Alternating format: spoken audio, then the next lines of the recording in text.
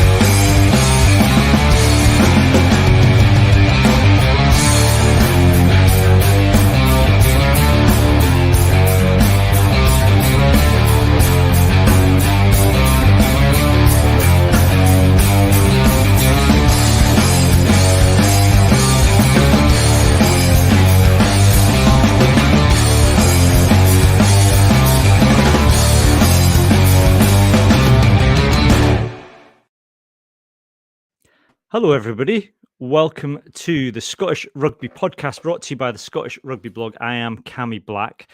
Joining me this evening, we have Johnny McGinty. Good evening, Johnny. Johnny, I lost you there for a moment. That might be my end. Do you want to say hello? There you go. Johnny's saying hello now. Hello, Johnny. Yes, we're hello, hopefully having Rory Baldwin. Hello, good evening. That's fine. We'll also hopefully have Rory Baldwin joining us at some point. We're also joined by Nix Johnson, who is a member of Progressive Rugby, which is a not-for-profit player welfare lobby group. I've got that right, haven't I, Nix? You have, yes. You have got that right. Good. Thank you for joining us. If you are watching live, you'll be watching us currently on Facebook, YouTube, Twitter, and Twitch. You can also watch a live stream on our Patreon, which if you go to patreon.com/Scottish Rugby Podcast for £3 a month, you can sign up and you get a bonus weekly episode where we do some swearing and we talk about what sandwich fillings we like. Johnny? We do. And I always feel like we should say that it's like related swearing. We don't just start shouting naughty words for no reason. No, that's true. Yeah, they're always fit into a sentence. Depending who's on that week, it can feel a little bit like a release valve. Though going into that section of the podcast. Yeah. This section, however, is generally swear free. We will say this is not technically pre-watched here, but this is the more family friendly side of the podcast. So this week, what we would like to have been doing is a full hour on nothing but the Calcutta Cup. We could have done a full hour on Duhan's first try alone. However, as I said last week, we don't want to be here. We don't really want to be talking about the issues we're going to talk about, but we think they're important to talk about. So in the news this week, and it will lead us on to some of the main issue we want to talk about this week, the SRU this week launched a Tell Us campaign, which is an email address that people can use to report sexism, misogyny, homophobia, and racism. Now, it might appear to the outside world, Nix, that this is kind of just randomly throwing an email address at a much wider, more systemic problem. I think to give them their credit, it does appear to be something that was being worked on behind the scenes. But I suppose the optics of it don't look particularly good when you look at how the WRU have responded to issues within Welsh rugby, which has been probably more, I don't know, cutthroat. I think it's a really difficult one. I mean, the Welsh Rugby Union, I don't even know where you start solving those problems. I mean, that is just something else. I mean, not my beef, but my concern about the email address is it's very easy to put an email address in place, but what is the process and the procedure that's going to back it up? And how is it going to be bedded in? And okay, they've announced it and it's on social media, but it's going to take a wee while before people trust it and trust the system. And then, if somebody emails them and reports sexism, or as you said, racism, homophobia, just general bigotry, is it really confidential? I mean, they're saying it's going to be confidential, but can they guarantee that? And what are they actually going to do with that information? I mean, I think that's the proof is going to be in the pudding, I suppose. What actions will they take? Because we've seen what I think it's Liberton, the ladies rugby team, and I mean, there's been a lot of noise around that, and the SRU saying that's not acceptable, but I don't see them actually doing anything. And to be fair, I'm not actually sure what they can do about it. It's a really tricky one. Yeah, and Johnny, we've certainly, when we've talked, particularly in the past, about racism, a few seasons ago, there was it kind of flared up a little bit, and we were talking about that on the podcast and on the blog, and we were contacted by a few people with their stories of what had happened to them, and even what had happened to their children in Scottish rugby, and we reached out to the SRU kind of through the back channels just to say, look, what should people do? We've got these people who are contacting us. Is there anywhere we should tell them to go? And the answer was really, they need to go to their regional rep. But that's quite a hard thing to tell people. And it's probably that kind of, Scottish rugby is a small world, isn't it? Ultimately, it's a, we're a village compared to kind of, the cities in England where people can maybe fly under the radar a little bit more. It might be less obvious who's raising the issues, but an email doesn't necessarily solve those problems. That whatever you do, you are sticking your head above the parapet, and sticking your head above the parapet as a victim is a really challenging thing to do. Yeah, and I think that's sort of where what's happened the last couple of weeks with the SRU and the WRU stuff diverges, is that all the WRU stuff was in their head office and WRU employees, whereas at the moment the focus in Scotland seems to be on the grassroots game and on our local clubs, which makes it, I think, a little bit more difficult for the SRU, because the SRU can't just do what the WRU did and go, right, okay, we're going to root out the bad apples in our organisation and get rid of them, because it's technically not their organisation. And I think, like you say, from the victim's point of view, that makes it all the more difficult, because if you're going to report this stuff happening either in your club or in a club that you're playing against, we are a small country. We're talking about small clubs that are in small towns that are usually quite close together, and everyone's going to know who reported it. And then that becomes a problem for you either within your own club or when you go to play against other teams, because everyone knows it's you. It's not a great look. No, and Nick, Johnny's talking about grassroots rugby and the issues in grassroots rugby, but interestingly, with some of the tweets the SRU put out, and they have pushed this. This wouldn't have been this wouldn't have been on Twitter normally. It would have been something on the website, something punted out to clubs. This wouldn't normally have been something on the website. I don't even think the announcement of the it's the Scottish Women's Development Manager.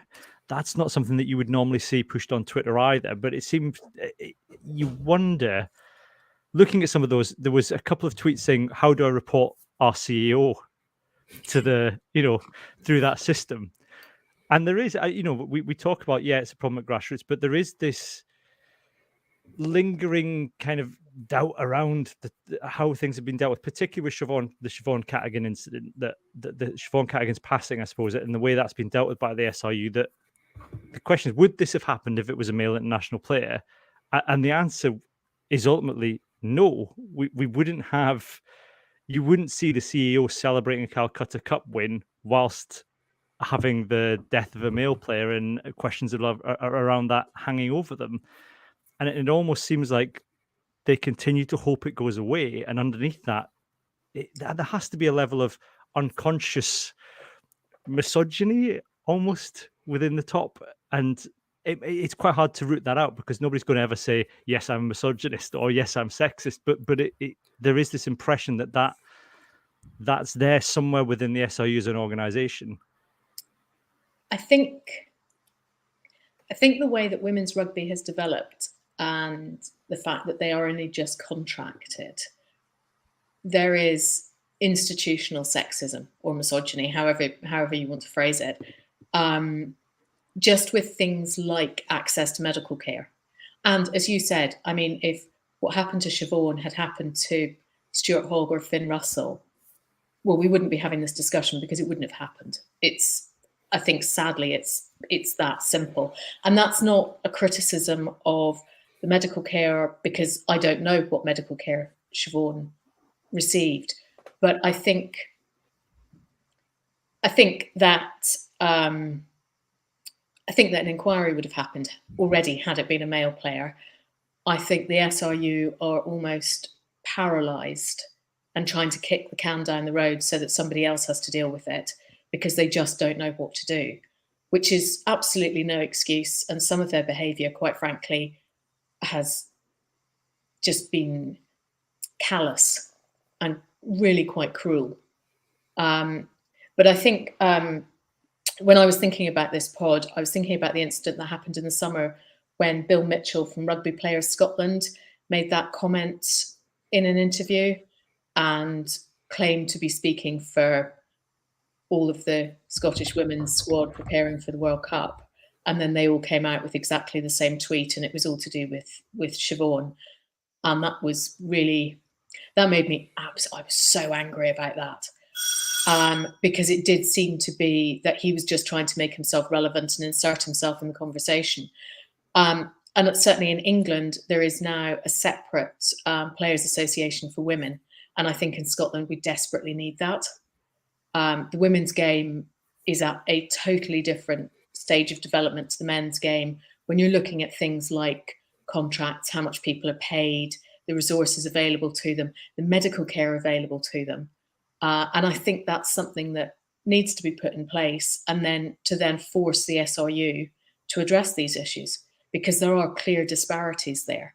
And I don't think it's giving them the benefit of the doubt. I don't think it's deliberate. I think it's the way that things have evolved. But unless it's actually properly challenged, it's going to continue. Yeah, and that's the response. I think that's what everybody is upset about, Johnny, isn't it? They went straight to saying this is something that needs settled by in court, and you can't. The court will look at liability. It's not going to say what's happened, and this is a family who are just asking for answers. They just want to understand what happened and why Siobhan wasn't given the help that she should have been given, and they're not even looking to kind of apportion blame on any individual. It's just looking, well, how was she failed by the system? Let's understand it. Let's make things better. But, you've got Mark Dodson cancelling 2 meetings on a local MSP, including one. And the reason given, according to the family, was that he was too busy preparing for the Six Nations. Yeah. And before we start on any of the rest of it and any of the really important stuff, I don't think you're doing your job as a CEO very well if you're hands-on involved in getting ready for the Six Nations. Like, surely the whole point of being the CEO is that you hire the staff that could do the Six Nations for you. Like, I doubt taking tickets on Saturday or anything. I think that's a bit of a weak excuse for a start. And secondly, you're absolutely right. I think Siobhan's family are rightly really, really angry, but they don't come across, or they didn't to begin with. It's changed a little bit now, understandably, but to begin with, they didn't really come across as angry at anyone in the SRU. They came across as being angry at the situation and wanting to understand it. And how many times have we said this when it comes to SRU stuff? Like, if they'd dealt with it properly at the beginning, the first time it came up, that's yet another reason why we wouldn't be sat here having this conversation, because their comms and their management of the situation when it first appeared was atrocious. And that's snowballed from there into the situation we're in now, where Mark Dodds is getting hounded by an MSP. And I know we said it's a slightly different situation when it comes to the sort of sexism and things a minute ago, but if you look at the WRU, that's a good indication of how badly wrong it goes very, very quickly once your politicians start getting involved. Like, if I was the SRU, I'd be looking at that going, okay, we need to stop. We need to stop this political involvement right now, because that'll go bad for them really quick. And in terms of the inquiry, Nix, I think quite rightly, there's a number of quite serious questions being raised about how that's happening, because you've got it's internal, it's not independent. We don't know who's doing it. They've said the most recent quote was, "It takes more than a couple of weeks to do this." It's like, well, you've had months now, and also we've got the family saying nobody's ever told, nobody's come to us, nobody's asked us, and you can't do an inquiry, whether it's independent or not, without speaking to the victim's family, those people who are affected by what you're investigating, because they might have evidence that the SRU doesn't. They'll be able to offer perspectives the SRU didn't. Nobody from the SRU saw Siobhan's deterioration in that time, and so it seems again that it doesn't seem like it's a proper inquiry into what's gone wrong if the family are being left out of it. It's not even that. I mean, it's what you said about internal. So again, I'm not a medic, and I would never criticise James Robson or his team. But if you're looking at the medical care that Siobhan received, you want somebody external looking at that, somebody with a completely fresh pair of eyes. You want somebody, I mean, I think just from a common sense perspective, you want somebody that's totally detached from the situation and totally neutral. And I mean, just optics, speak to the family, even if they have got nothing that is going to change the outcome of the inquiry, they've got no new information, talk to them and keep them in the loop. I mean, it's just, yeah, the comms and the optics on this are appalling. And it's symptomatic, I think, sometimes of the SRU going immediately on the defensive. I mean, we saw it with the typhoon in Japan. We saw it with the Keith Russell affair. I don't think an inquiry in this case, it's not a witch hunt, and it certainly shouldn't be a witch hunt. It should be looking at what happened, looking at what possibly didn't work as well as it should have done, looking at things like disparities in access to medical care, or, just looking at it and going, okay, what can we learn from this? What can we possibly change? Something like there's the allegation that when Siobhan was having an HIA, she could hear something over the doctor's headpiece. Now, whether or not she did, I've got no idea. She said she did. Brian Easton said he didn't say that. He may have said it and it wasn't directed at her. We don't know. It's one person's word against another, and one person, very sadly, isn't here to state her case. But you just think, well, okay, so that could be an issue. So why not switch off the comms when somebody's having an HIA? There you go. That's one lesson learnt, and that's. I don't see why the SRU are constantly going on the defensive when actually there could be a lot of valuable things to learn from this to prevent something like this from happening again. That's it, I think. And we would all, as of Monday morning, Gregor Townsend, the coaching staff and the playing staff will have been in video analysis meetings saying what went wrong in our game plan on Saturday. Now, we'll get onto it later, but probably not a huge amount. If we expect that from the coaching staff and the playing staff to look at things and say, we need to analyse how this has gone wrong so we can improve it for the future, we should expect it from everyone. We're talking about something significantly more serious than bits of your game you didn't get right, but it's exactly the same principle, so why would we not expect it? And the other thing you said about Mark Dodson in this meeting with the MSP, Scottish Rugby got a huge amount of money from the Scottish government during COVID. You don't cancel or postpone a meeting with an MSP. You sit down and you get it over and done with as quickly as possible, and you get out of there. But to give them the ammunition to go to the press and say he's postponed a meeting twice and these are the excuses he's giving, I was just sitting there going, oh my God, who is running your diary and who is sorting you out? And is there not somebody in the office who goes, that's really not a good idea, just sit down, shut up and get on with it? Which I think, and we've talked about this for a number of years on this podcast, and we've got a comment from Bob who says it should be called the Anti-Scottish Rugby Podcast. What we would stress is what we're talking about here is the SRU, and we're very keen on the podcast to separate. The SRU is not Scottish Rugby.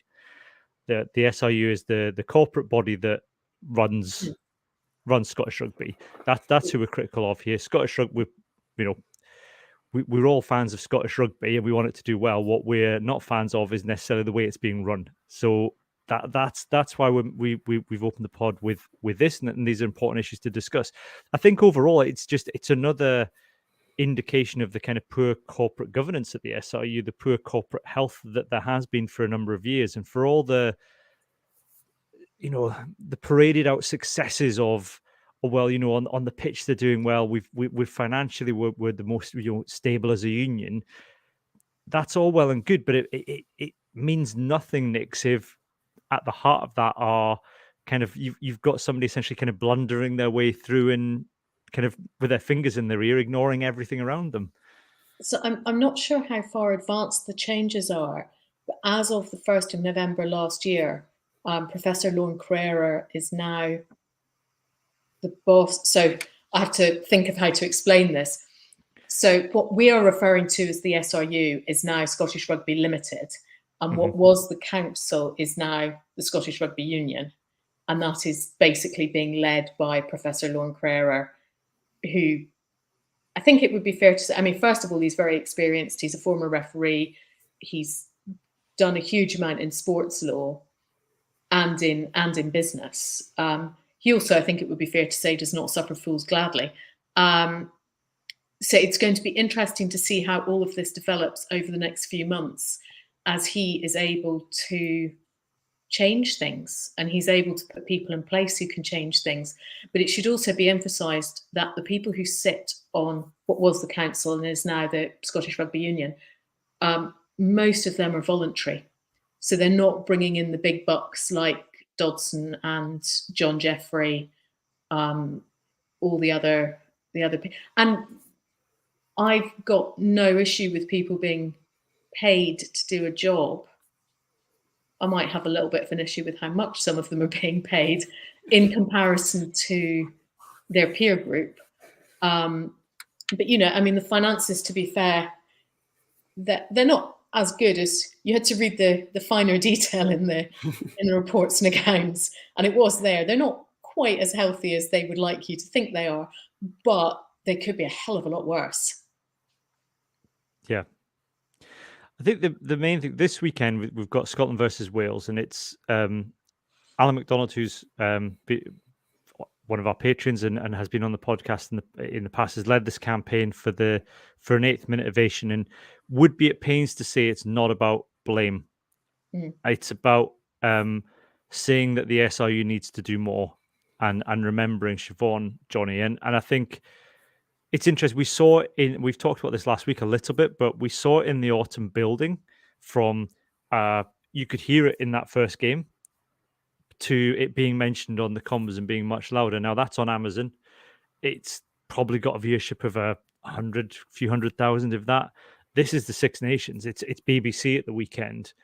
We've already seen it. I mean, I've just watched Squidge's preview of review of the Calcutta Cup. He's got it he's got the 8th minute ovation. He's got reference to Siobhan and Mark Dodson at the end of his video.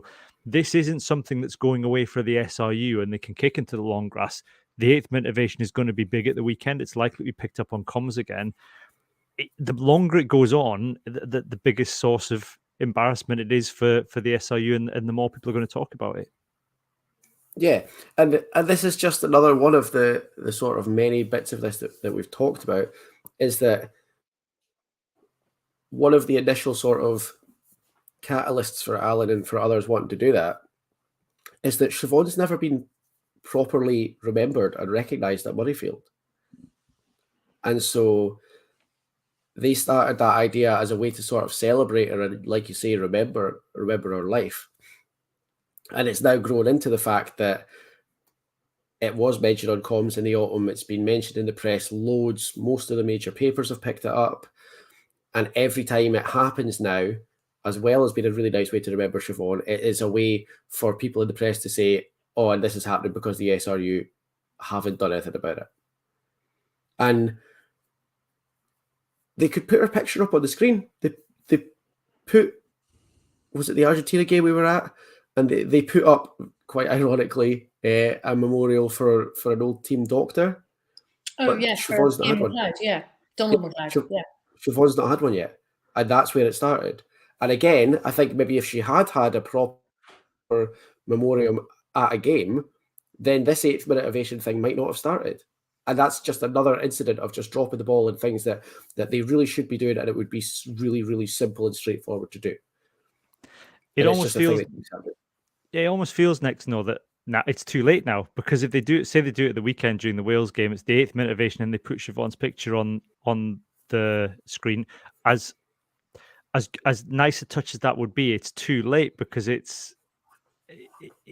Well, I can't see where the SRU go from here, because there is no way out of this other than a complete and open, right, we're going to pull back the curtain on this and be completely open about it. But I think they've dug themselves in so deep and now have legal action against them that seems completely avoidable. There is no way out for the SRU in which they in any way save face that I can see. I think you're absolutely right. And I think, yeah, I mean, it would look if they did a tribute to Siobhan now, it would, I don't know, it wouldn't feel genuine. Mm-hmm. It would, and I think that's desperately sad, because, I mean, you know, I'm thinking there might be a tribute on Saturday to Kenny Scotland, who was fabulous, don't get me wrong, but what about Siobhan? And, you know, I mean, I really felt for her parents when Doddy Weir died, and all the accolades and everything on the SRU website.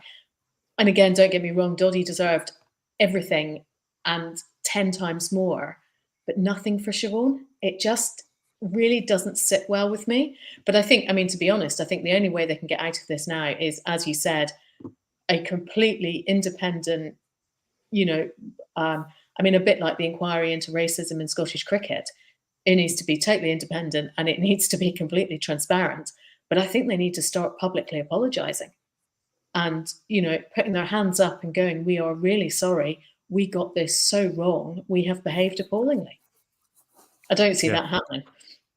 No, I don't see it happening either. And I think it needs almost something quite drastic, Johnny. And I'm not, you know, it almost needs a kind of resignation somewhere. And the worry would be that what we're going to see is a resignation lower down the ranks, as opposed to the resignation that really needs to happen, which is probably the man at the top. Yeah. And again, drawing parallels to a totally different situation, but that's what ended up happening in the WRU, and that was after 5 or 6 days of completely mishandling an equally serious situation. We are now on 4 months, and it's just it would have been so much better for everyone for it to have been handled properly at the start. I mean, ideally, it would have been handled properly in the days and weeks after Siobhan got injured. But at any point from that point to this point, this could have all been prevented. And yet it just keeps getting worse. And something I really don't understand, and which I find incredibly frustrating, why did they not handle it properly, or just with some compassion and some empathy from the outset? And that's, I mean, it just infuriates me and frustrates me, because actually something like, it's not easy to handle. And I understand that they didn't want to hang people out to dry. But then I think that is also symptomatic of the culture in the SRU, that's what they went back to, that, you know, I think it was John Jeffries said we have to look after our people. Well, first of all, Siobhan was one of their people. And secondly, it was like, nobody's actually on the attack here. So why are you getting so defensive? And I think I genuinely think it does speak to the culture that's going on, certainly at senior level in the SRU.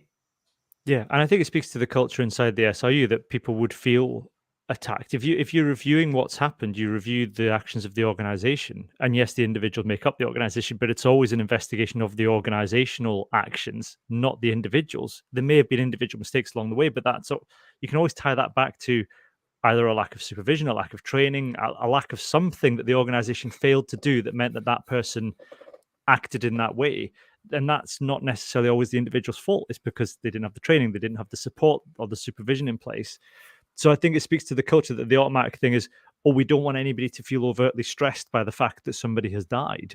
That's not an answer. We need to know underlying reasons.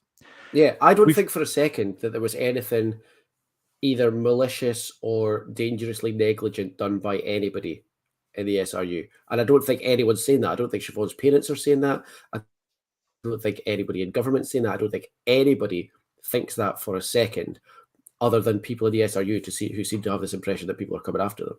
And you're absolutely right, Cammy. What's going to happen is that even if there were mistakes, it's going to say, okay, well, this is a mistake. It was allowed to happen because of this within our structures or this within our procedures, so we're going to stop that.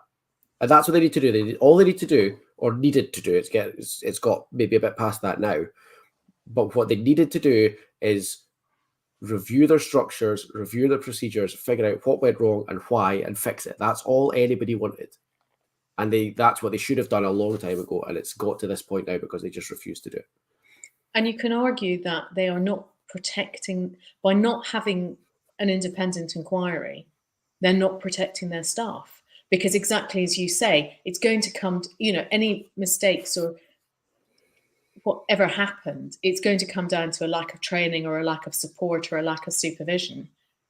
And you're leaving your staff very exposed at the moment. And I'm sure some of them are thinking, well, if we sorted this procedure, or if we changed that, it would be better. But their hands are tied and they can't say anything. And they're also, people are wondering, it's still being talked about and there's no resolution. And that cannot be fun. If you're involved with that cannot be fun at the moment. It's been going on now for 16 months and it must be really quite unpleasant. Yeah. I actually felt quite bad for Gav Scott, who announced the launch of the the Tell Us email address, because it's obviously something that he'd been working on and identified needed to happen. But it's just that could have been a really genuinely quite a good thing for the SRU to launch, but it's kind of lost in everything else that's happening at the minute. And as we said at the start, looks like a kind of bit of an afterthought to a much bigger issue. And I'm sure it wasn't, because it must have taken some time to put into place. And there will be an underlying procedure, but it is going to, how well it works will depend on how good this procedure is. And yeah, as we said, Scottish Rugby is a small place. It's going to be really difficult to keep stuff confidential. Yeah. Well, look, if you're going to the match this weekend, please do take part in the 8th minute ovation for Siobhan. If you have Welsh friends who are coming to the match or know anybody who is a Welsh fan who's coming, please tell them about it. Spread the word. Do take part, and that will be continuing throughout the rest of the tournament for the Scotland home games. Speaking of which, and speaking of the Wales game, we can move on now and talk about the rugby itself. Hello, Rory. Rory Baldwin has joined us. Hello, Rory. Hello, everyone. How are you? Can you hear me? We can hear you fine, Rory. You sound lovely. Thank you. I'll try not to speak in monotone. That's okay. We'll both teams are out. Now, we're recording on a Thursday. This doesn't normally happen to us. We've got both the Welsh team and the Scottish team. Rory, I'll start with you. Is it me, or have we got the right to feel confident, given that Wales have completely kind of torn everything up and seem to have just started again with an entirely new lineup? Yes and no. The big caveat being that we are Scotland. So we have no right to feel confident about anything ever, which I'm sure we'll discuss at length. Looking at the team on paper, you guys who watch a bit more of the URC than me will probably be more familiar with some of those Welsh players. But yeah, they've sort of they've thrown away a big chunk of experience and replaced it with, I guess, a similar thing to what Borthwick was doing last weekend, which is the guys that are in form, that are younger, and presumably are going to be perceived as hungrier to perform, not sort of jaded old farts like Alan Wynne-Jones. But whether that's actually going to work, and whether Scotland, it's almost like it doesn't really matter what team Wales pick. It doesn't really matter what team Scotland pick. It's about whichever Scotland team goes out on the park, how they approach the game mentally, given the history of Scotland winning the opening 2 fixtures of the tournament, which they haven't done since it's been the Six Nations. Yeah, and Nix, it was interesting. I think at the weekend, we've done a number of post Calcutta Cup podcasts now where we've been celebrating a famous win. and this feels like a famous win, but I think the fact that we've dedicated the start of this podcast to something else, there was a workmanlikeness about it. There was, the players were obviously celebrating at the end, but they were subdued. They were focused on the next. We didn't have Xander Ferguson going on Rugby tonight talking about ripping the buttocks off it that evening. It felt almost, even watching the game, Scotland expected to win. They were happy to be in the game. They seem a little bit more used to winning. Wales is maybe a bit more of a bogey team though, and I don't know if that's maybe just a fan thing or whether it's whether the players will feel that too. I read something at the weekend after we'd won the Calcutta Cup, saying that we've got a good chance as long as we don't get any yellow or red cards, which took me back to that game in 2014. And there was a game in 2004 when Scott Murray got sent off, and it was Xander Ferguson who got sent off. Yeah, 2021. I was just like, oh, don't say things like that to me. I mean, it's a tricky one. Saturday felt clinical. I noticed that Aaron Walsh, who is a Kiwi sports psychologist, is working with the Scotland team. And I think you could really see his impact on Saturday, especially when we were a couple of points behind and the head stayed up, everybody stayed calm. And that's when Duhan's second try came in. And it was just the calmness and clinical, and Russell having a wee shove off Owen Farrell, which made me laugh. But yeah, Saturday, it's Gatland's Wales. It's scary. I hope the Scotland team don't feel like that. I hope it's just the fans. I hope they're feeling confident, because I think they should. They played really, really well on Saturday. Johnny, the one change for Scotland is Xander Ferguson coming in, and I'm going to give you your opportunity now to kind of push back at the haters. But there's been a lot of suggestions online by people who haven't even bothered to even Google this, but who think that Xander Ferguson is a liability. And I think, as Nick said, that there was that red card in 2021, and we see him getting involved in the sandbags. And I think, he may have had the odd card here or there, but generally, I think if you look at the stats, and I know you've looked at this, Xander's discipline's no worse than anybody else's. No, it's not. He very rarely gets penalised for the sandbags, by the way. He's a master at not going far enough to give a penalty. He's quite often won the occasional penalty from it as well, because he's a hell of a wind-up merchant. I said to you earlier, and I know I said to you and Rory earlier not to repeat it outside of the room, but I'm going to say it anyway. His red card in 2021 was on the backs. It wasn't on him. Because the reason he got that red card is he ended up steaming into that ruck from 25 yards away, because there wasn't a back with, I think it was Chris Harris, to secure the ball, and Xander ended up steaming into a ruck that was already lost. Now, that's not going to happen as much this weekend. I think the backs are better drilled. We've got backs now who are more prepared to get involved in securing ball. I think that was a one-off. I don't think it's going to happen again. And also, the really, really famous thing about Xander, which is, for someone his age, I think shows maturity beyond his age, is that we all know that he quite often gives up a penalty in the first scrum, because his theory is he's going to go into that scrum and find out what he can get away with. And then it doesn't happen very often after that. Like he pushes it right to the limit in the first scrum every single game. And then he knows where the line is, and then he works around it. It's just actually, I think, really smart play. And if he gives up a penalty in the very first scrum, as long as it's not on our 5 or anything, I think if it helps for the advantage it gives it for the rest of the game, it's worth it. I think it's just a lazy thing that people have started coming up with because of the reputation that Xander's got, and I don't think it's fair at all.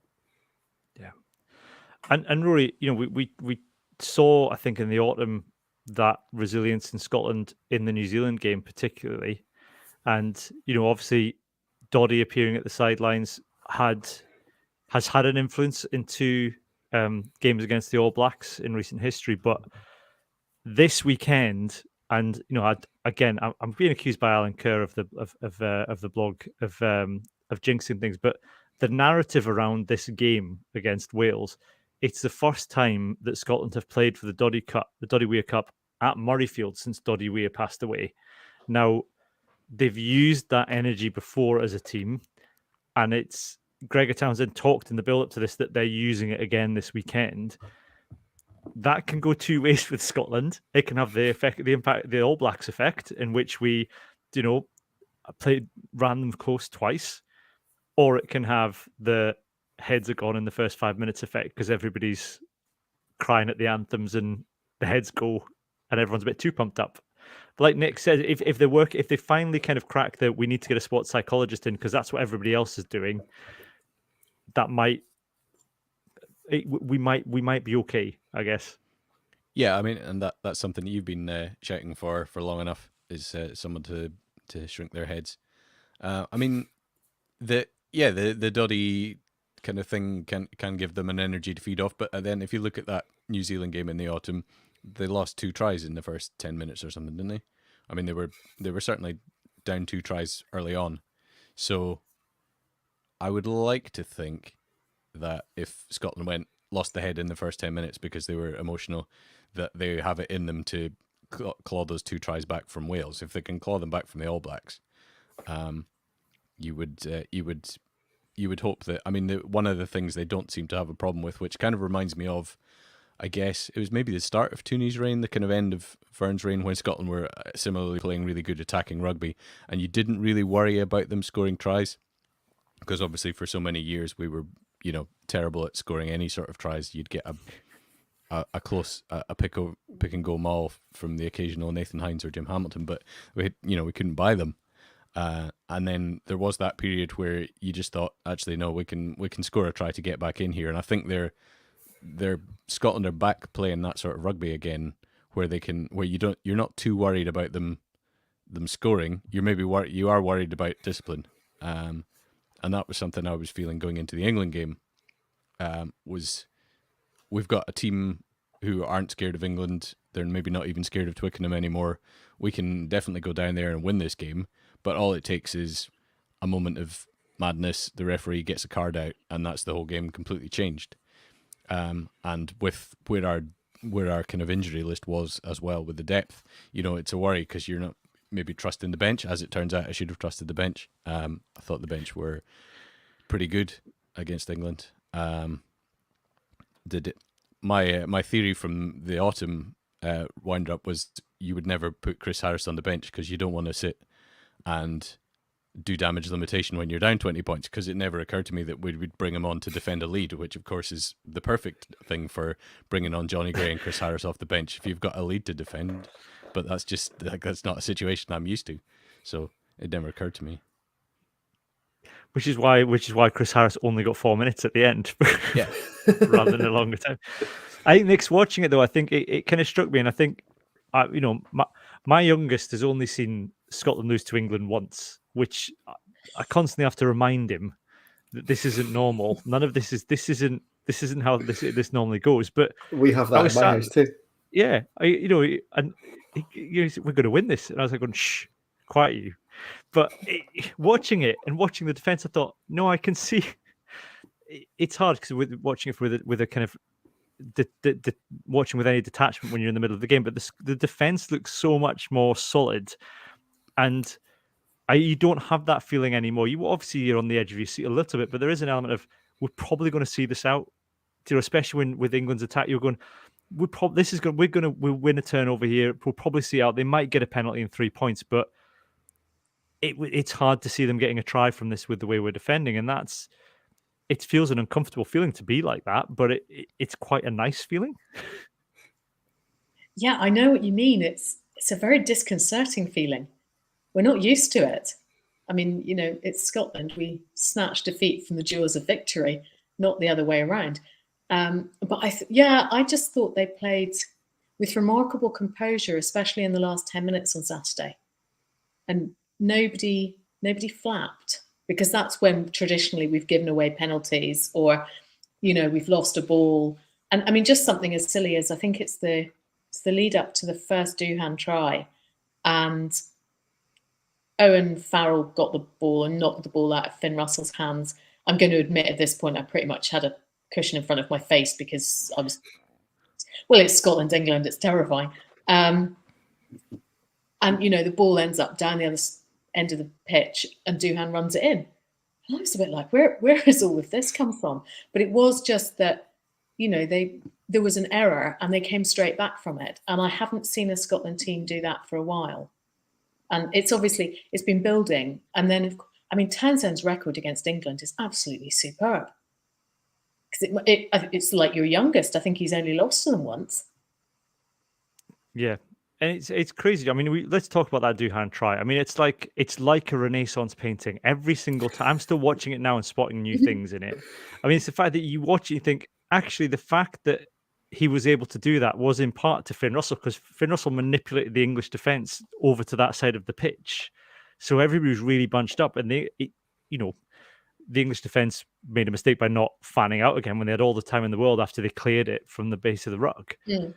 But even then, you've got, Duhan running it in, switching the ball in his hand, fending people off. His shoelaces were untied the entire time as well.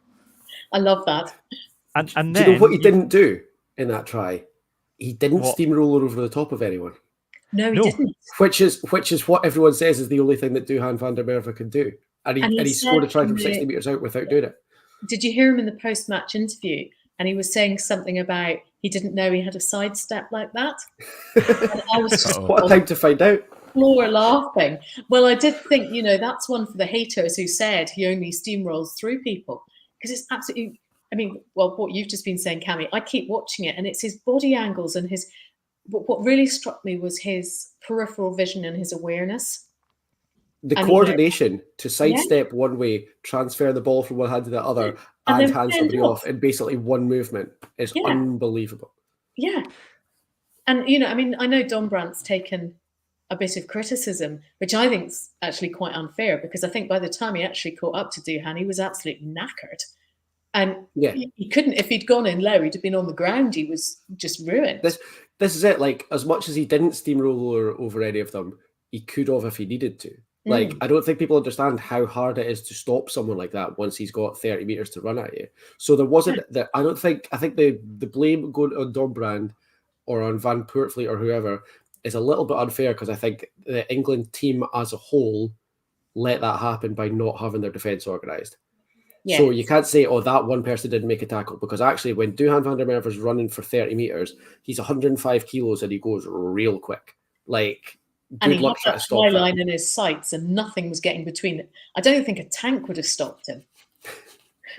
And you can't even really blame Owen Farrell, because George Turner just kind of stood in his way and blocked him. So it wasn't even really his fault that he didn't get involved in it and defending. Probably prevented him from getting a card.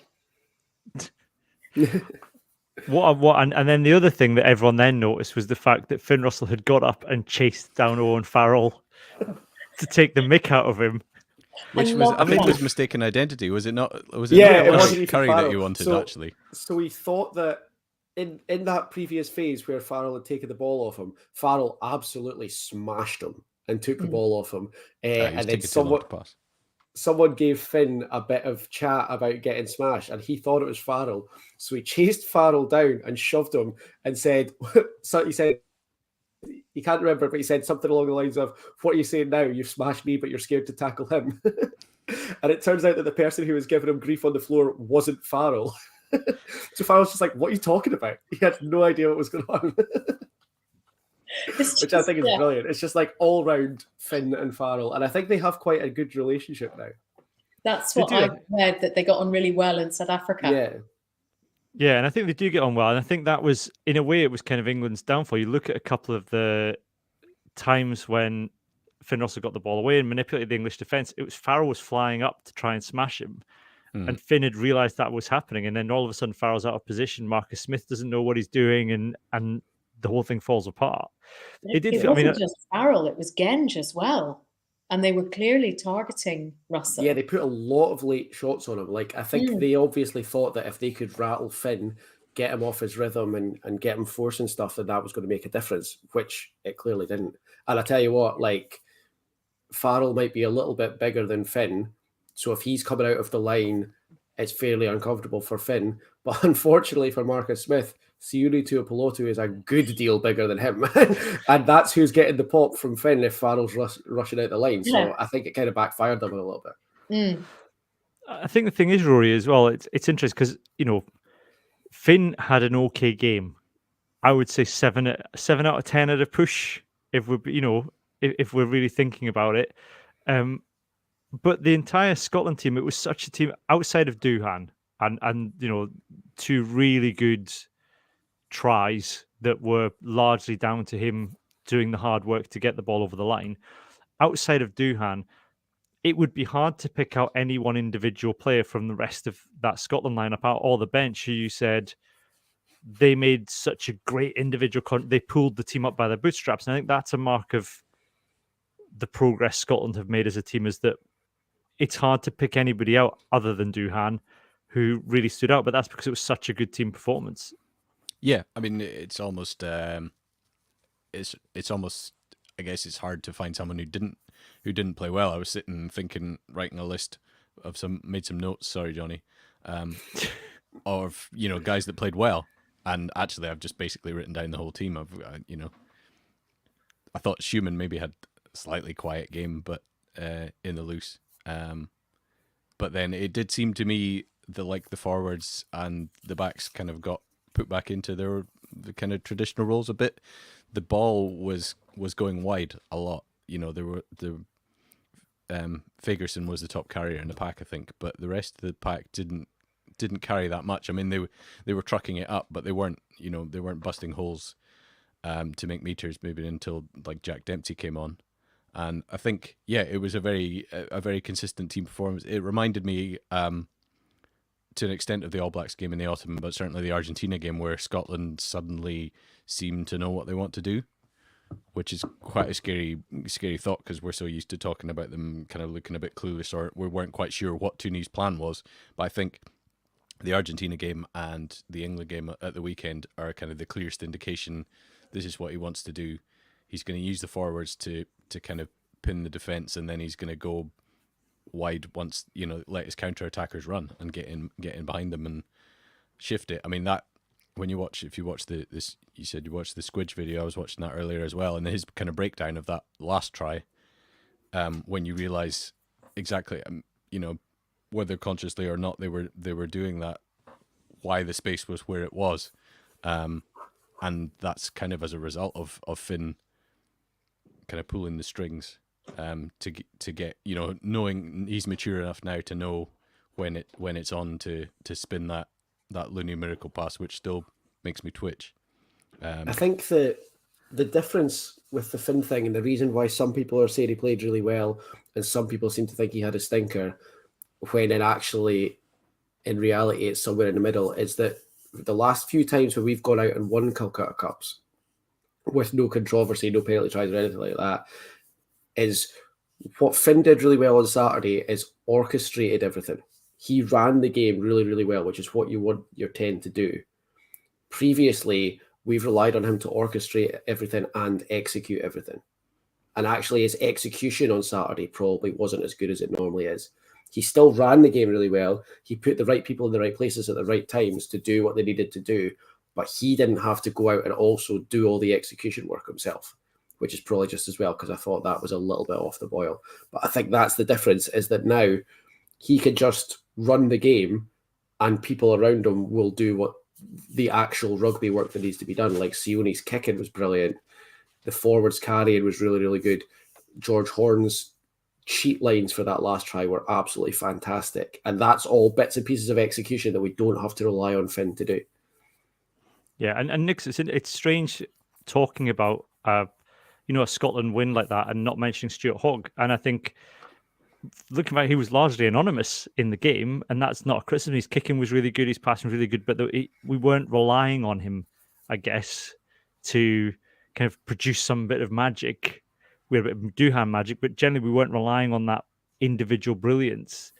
And you wonder whether that just quietly allows Stuart Hogg to get on with his work and to do those kicks without being encumbered by the burdens of captaincy or being the only player that's going to kind of produce something that will get us a try, because maybe he's slowly starting to trust those around him to do it. There weren't any kind of mad runs up blind alleys at the weekend. I hadn't actually even thought about that until you said it, and that's so true, that he was just doing what he needed to do and doing it very, very well. But yeah, no running up blind alleys, no, because you have sometimes before seen him and he's got to the point where he looks really frustrated and he just does something because nobody else is going to do anything. And I keep saying this, it just seemed to be a very calm performance. And, everybody knew what they were supposed to be doing and everybody executed it really well. And yeah, Finn ran the game incredibly well. Hopefully he can do the same this Saturday. Fingers crossed. It's almost, Johnny, as though fullback shouldn't be captain. I'm not getting into this with you. Absolutely not. Unless they're Gavin Hastings. I do have to say, actually, that Jamie Ritchie is really growing into being captain, though. Yeah, I thought he was great. And I really, really liked the fact that in his post-match on Saturday, he did make a point of saying, yeah, that's this week done. That's the win we wanted. Now we've got another job to do next week. Because that's, like we said earlier, that's what feels like it could be the real turning point. Is, we all thought the video in 2018 of them all singing Fleur of Scotland with their shirts off and stuff was hilarious. And we enjoyed it because we've been waiting for that for a really long time. And then Xander last year said they tore the backside off it was funny, and I think we enjoyed that as well. But we now have to get to the point where we can enjoy that without letting it ruin the next two games, which is what I hope it feels like is happening now. Yeah. I mean, I think at the back of my mind, the whole way through this Six Nations is that we've got Ireland and South Africa in our World Cup group, and that is not going to be pretty. And so they need to develop the consistency and the presence of mind that you win one game, great, that's fantastic, that's brilliant, on to the next, without any fuss or drama. Yeah. Very quickly then, because we're coming to the end of the main podcast now, before we move on to our Patreon episode. I'll get your predictions for the weekend. I know this is tempting fate. I know people will accuse us of jinxing things. It's a stressful thing to do. I know. Rory, I'll start with you. What's your prediction for the weekend? I think Scotland will win, but I think it will be close. My dream scenario is that they sort of play the same stuff as they played against England and blow Wales away by 20 points, because I don't think Wales are as good as England, but I also think that it'll be a completely different Wales that we see in terms of attitude. And Will Gatland always seems to have an answer to everything Tooney does. If he can find a way to stop Scotland from playing the game that they now clearly want to play, what are we going to do? I mean, we can't batter holes with our pack. Can we rely on goal kicking? Not sure. So it'll be interesting to see. I still think that at home, in front of a home crowd, with the Doddy thing, I think Scotland have got a couple of tries in them, and hopefully that'll be enough to build up a lead that Dan Biggar can chip away at, but just fall short of at the end. Nix, do you want to have a prediction for the weekend? I'm going with Rory, and adding into that, off the back, a crowd, everything to do with Doddy, and off the back of a pretty epic victory last weekend. But I do think it will be close. Hopefully Scotland win it, but I'm not going to jinx it. Okay. Johnny? Yeah, I've had to do this already because I had to do it on Blood and Mud on Monday night. So I'm going to stay consistent as much as it pains me to do it, because I feel like this is us all setting ourselves up for a really horrible afternoon. But I'll say now what I said on Monday, I'll stick with it. I said Scotland by 8. Okay, that's bold. I think everyone's worrying too much about Warren Gatland. I think Gregor Townsend bored him during the Lions tour, talking about all the documentaries he'd watched so much that Warren Gatland just switched off whenever he was talking about tactics and just wasn't paying attention. So it's completely now misunderstood anything that Townsend does. I do have a very quick question for everybody. You give me who you think is going to win, and then I'll give you. I think Scotland will win. I think a bit like I said last week. I think we're either going to win very well or it's going to be a very tight game. But I think we'll win. I can't land at this point on, because of the second game thing. If this wasn't the second game, it'd be easier to call. But I think because it's the second game thing hanging over us, I can't quite call it. But go on, Johnny. What's your question? Okay, so I've been thinking about this today, and I really don't want to tempt fate with this, but I can't get this hypothetical out of my head. we'll know by the time we kick off on Saturday night whether or not there's been a bonus point win in Dublin, right? If Scotland have got the ball and they're 6 points up when the clock goes red, but they've only scored 3 tries, would you go for a fourth or would you just take the 4 points? Go for a fourth. If you're close, if you're close enough that turning it over and conceding a try costs us a game. In the hope that you're going to have to win the tournament on points and not by just beating everybody. Yeah. If you win it on, if you win the slam, then it doesn't matter. Bonus points don't matter. That's how they designed it, because you get bonus points for the slam. But we've still got to play Ireland and France after this. So even if we win on Saturday, there's no guarantee that we're going to win the slam. I really can't decide. I think it's only in my head because of watching Edinburgh against Saracens the other week. And I can't decide what I would do. I think it's horrible. And I can't even decide what I'd want them to do. What was it, that game in 2010 in Cardiff? When we were up? Yes, in like the 84th minute. Yes. Oh, yeah. So actually, I'm changing my answer. Kick the ball out and take the win. I think take the win. Yeah, don't select Henry Pyrgos. That's my answer. Look, that's or at least it. Tell him what to do when you send him on. Well, that's true. Yes, very clear instructions. Have someone with a transistor radio in the coach's box. So look, that's it for us for this week for the main podcast. Patrons, you can hang around. We're going to be on for another 40 minutes to an hour, just having a bit more of a chat about the Calcutta Cup, a bit more chat about the Wales game and the Six Nations first opening weekend in general. But for the moment, it is goodbye from me and goodbye from Johnny, Rory and Nix. Goodbye. Bye all. Goodbye.